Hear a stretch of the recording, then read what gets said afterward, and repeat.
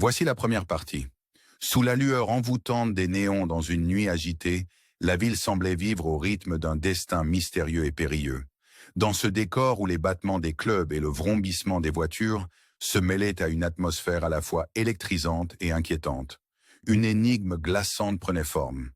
Le service d'investigation médico-légale américain fut dépêché pour élucider une série de crimes sordides, défiant toute explication.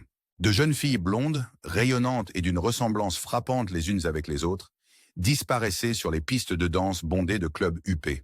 Dans une démonstration minutieuse de cruauté, ces victimes n'étaient pas seulement enlevées, elles étaient ensuite retrouvées assassinées et réduites en cendres, leurs restes envoyés sous forme de colis macabres aux familles dévastées. La brutalité et la précision des enlèvements plongeaient la ville dans une tension palpable, tandis que des murmures quant à l'existence d'un maître d'œuvre sinistre se propageaient tant dans les médias que dans les bas-fonds de la société. Au début de l'enquête, une piste inattendue émergea lorsqu'une note manuscrite accompagnée d'un reçu détaillé fut retrouvée dans l'un des colis postaux. Ces indices, à la fois discrets et accablants, pointaient directement vers un homme nommé Benjamin Frames, dont le passé trouble et les condamnations pour des crimes indicibles n'étaient plus à démontrer. La mauvaise réputation de Benjamin, amplifiée par ses antécédents, ajoutait une dimension dramatique et inquiétante à l'affaire. Mais plus les enquêteurs fouillaient dans les détails de son histoire, plus ils découvraient que ce dernier n'était peut-être qu'un simple pion dans une machination sordide aux ramifications bien plus étendues. Une mince traînée de preuves mena les investigations dans chaque recoin de la ville, jusqu'au quartier industriel où des usines de céramique américaines produisaient leurs articles du quotidien.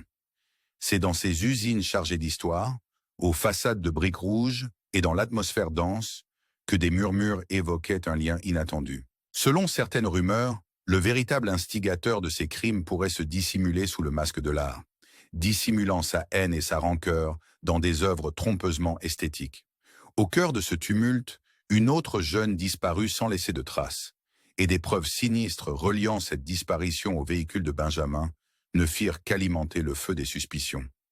Les aiguilles de l'horloge tournaient inlassablement, intensifiant le caractère cinématographique de l'enquête. Avec l'adrénaline montant en flèche, chaque indice était scruté minutieusement dans l'espoir de découvrir l'identité de celui qui orchestrerait ces actes impardonnables. Alors que les lumières de la ville clignotaient en écho avec le déroulement de ce drame, la tension montait et l'ombre sur l'enquête s'épaississait.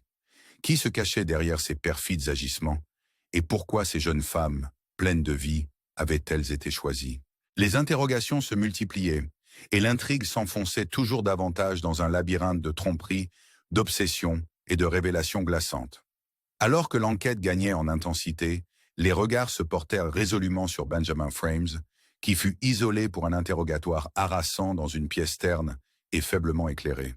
Sous des questions implacables, ses yeux, fuyant l'assaut de chaque interrogation, trahirent une nervosité palpable. Finalement, dans un moment de faiblesse exaltée, il avoua, d'une voix tremblante, qu'il n'avait joué que le rôle de messager, transportant ces jeunes femmes vers une silhouette obscure et insaisissable, dont l'identité demeurait un mystère complet. L'idée que Benjamin n'était qu'un pion au sein d'un jeu bien plus sinistre mit le service d'investigation en émoi, ajoutant une dimension d'urgence qui ne pouvait être ignorée. Pour tenter de démasquer ce maître de l'ombre, les enquêteurs mirent au point un plan audacieux. Utiliser une victime comme appât lors d'une opération minutieusement orchestrée, espérant ainsi attirer et capturer ce mystérieux commanditaire. Mais le destin, dans son implacable ironie, réserva une issue tragique et inattendue. Dans un revirement aussi brusque qu'inexplicable, Benjamin Frames mit fin à ses jours dans la même salle d'interrogatoire, laissant derrière lui un sillage de questions sans réponse et une enquête vacillante sur le fil du rasoir.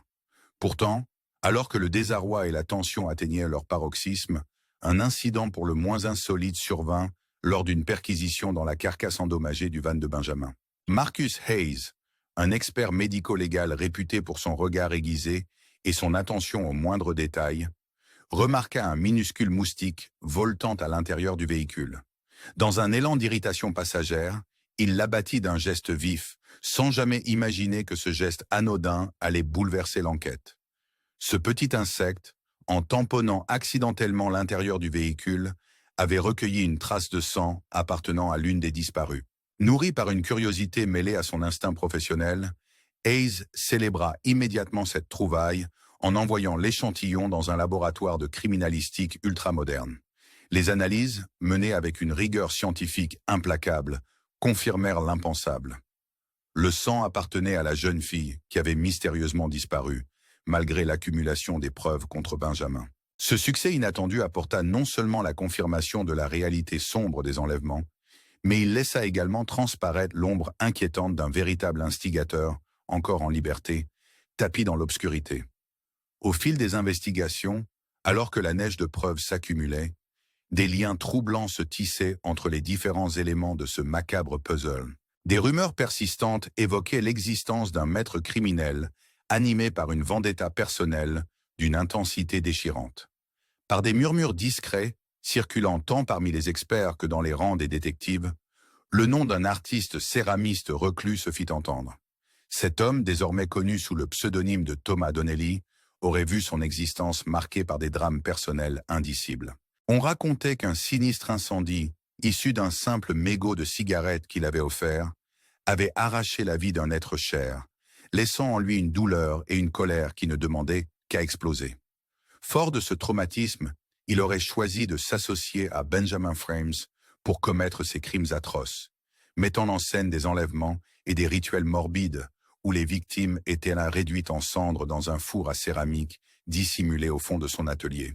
La disparition de Benjamin, loin de calmer la tempête, plongea l'enquête dans un chaos encore plus inextricable, rendant la traque du véritable cerveau derrière ces exactions encore plus urgentes et complexes pour chaque enquêteur qui se retrouvait à arpenter les ténèbres d'une ville désormais terrorisée par l'ombre de l'inconnu. Sur les traces de Thomas Donnelly, le sablier de l'enquête semblait s'effriter, accélérant inexorablement vers un dénouement aussi anxiogène que fascinant. La police et l'équipe médico-légale parcouraient chaque recoin de la ville, suivant un sillage de preuves énigmatiques dans des arrière-cours oubliées et des ruelles secrètes. Sous une pluie battante qui conférait à la scène une aura presque cinématographique et dramatique, les enquêteurs déterrèrent un indice singulier, des fragments de céramique brisés portant la marque sinistre propre à Thomas. Ce vestige, témoin silencieux d'une créativité pervertie, se révéla être la clé d'un puzzle d'une complexité déconcertante. L'ancien studio de céramique, jadis un havre d'expression artistique, s'était transformé en théâtre d'horreur où s'entremêlaient le génie et la folie, inscrivant chaque crime dans la mémoire collective d'une ville en détresse. Au cœur de cette quête, les enquêteurs mirent en lumière le passé tumultueux de Thomas Donnelly, dont l'existence, autrefois vouée à l'art subtil de modeler la terre, avait sombré dans une spirale de désespoir et de vengeance. Le récit de sa vie se parait désormais d'ombre et de lumière trouble, oscillant entre la splendeur des œuvres d'antan et la tragédie d'un destin brisé. Les premiers succès et les louanges qui avaient ponctué ses débuts semblaient là bien éloignés, alors que peu à peu, un voile de rancœur se refermait sur lui. La douleur d'une perte irréparable, causée par un incendie dévastateur provoqué par une cigarette, avait enflammé en lui un désir insatiable de rétribution contre une société qu'il jugeait indifférente et injuste.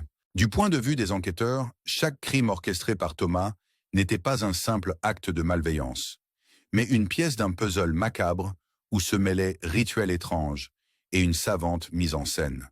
En orchestrant l'enlèvement de jeunes femmes pour en réduire les traces à des cendres dans un four à céramique caché dans son atelier, Thomas ne laissait derrière lui que des indices soigneusement agencés, témoignages d'une volonté de provoquer et de défier l'ordre établi. Dans une ultime tentative pour clore cette affaire aux ramifications multiples, les détectives se lancèrent dans une traque acharnée dans un parc industriel désert, où la pluie accentuait l'atmosphère pesante et glaciale de la Seine. Chemin faisant, chaque avenue déserte et chaque bâtiment abandonné révélaient de nouveaux indices, comme autant de pièces égarées d'un puzzle cruel. La tension monta en crescendo à mesure qu'ils se rapprochèrent du cœur du mystère, se heurtant à des messages énigmatiques disséminés çà et là par Thomas, qui semblait en jouer au chat et à la souris avec ses poursuivants. Dans le silence oppressant de l'obscurité, chaque mot griffonné rappelait aux enquêteurs que, malgré toute leur perspicacité, le maître du jeu leur échappait toujours, se jouant d'eux par une série de provocations soigneusement orchestrées. Les derniers instants de la confrontation finale se déroulèrent dans une atmosphère survoltée où le frisson du danger racornissait l'air ambiant. Sous la silhouette menaçante d'un parc industriel, les détectives, l'adrénaline pulsant dans leurs veines, se préparaient à affronter Thomas dans un ultime face-à-face. Alors que les sirènes lointaines accompagnaient leur avancée dans ce décor post-apocalyptique, une question obsédante s'inscrivait dans l'esprit de chacun. La quête effrénée de vérité et de justice est-elle capable de dissiper les ténèbres d'un passé tourmenté, ou bien le spectacle macabre de Thomas Donnelly n'était-il que le prélude à une série de révélations encore plus sinistres? Cette interrogation, portée par les battements de cœur résonnant dans le crépuscule, invite le spectateur à s'immerger dans ce dédale d'énigmes et de passions contrariées, à aimer, s'abonner et découvrir encore et toujours les secrets qui se cachent derrière chaque ombre et chaque reflet scintillant sous la lumière tremblante des néons.